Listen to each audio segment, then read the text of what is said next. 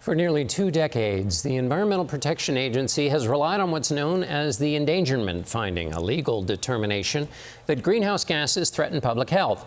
The foundation for the EPA's climate regulations, the finding has influenced pollution limits on cars and power plants. Today, EPA Administrator Lee Zeldin announced he is revoking that finding. CBS's national environmental correspondent David Schechter joins me now. David, tell us again a little bit more about the finding and what has the government used it for in the past? I kind of think of it as the most important tool in the climate change toolbox for the United States government. It's a ruling that came through the Supreme Court, and the Supreme Court had to decide whether the United States could regulate carbon dioxide and other pollutants as climate change causing pollutants. And so they said yes, and they sent it back to the EPA. The EPA then determined, okay, how can we put this into regulation? And that's what they have been doing since 2007. And one of the things that would be most obvious to people are tailpipe emissions from vehicles. We've seen the miles per gallon going up on vehicles. That's because of needing to reduce climate change gases that come out of our vehicles.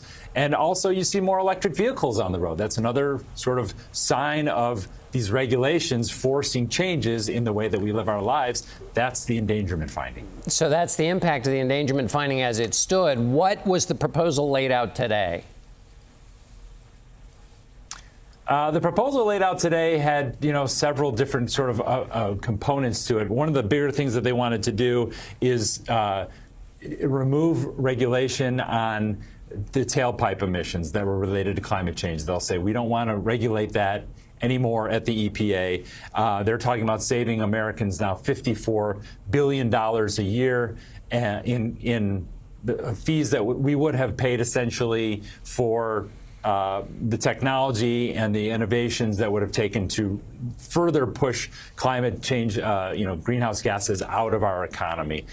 So this is like a very pro-business sort of decision. But we also know that climate change is causing, more intense fires, more intense floods, more intense droughts. And so there is an initiative on the other side to get a hold of those problems, and that means reducing these gases that we release into the atmosphere. And so quickly, finally, David, legal challenges to this?